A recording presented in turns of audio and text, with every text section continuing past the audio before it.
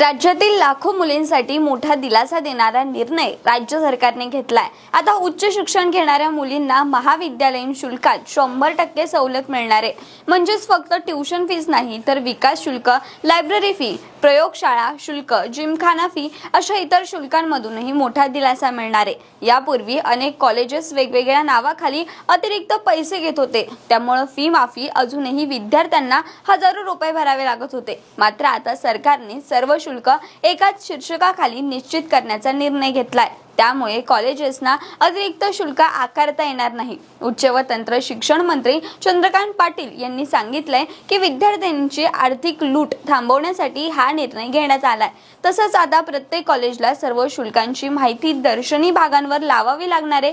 दरम्यान सरकार कमवा योजना 5 लाख मुलींसाठी सुरू करण्याच्या तयारीत आहे।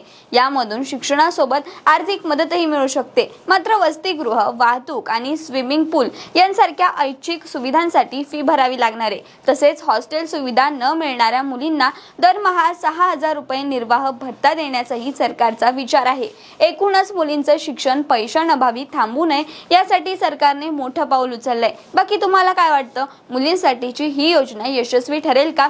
तुमची मतं कमेंटमध्ये नक्की सांगा आणि अशाच नवनवीन माहितीपूर्ण व्हिडिओसाठी आपल्या .com महाराष्ट्रच्या पेजला फॉलो करा आणि यूट्यूबला पाहत असाल तर सबस्क्राईब करायला विसरू नका।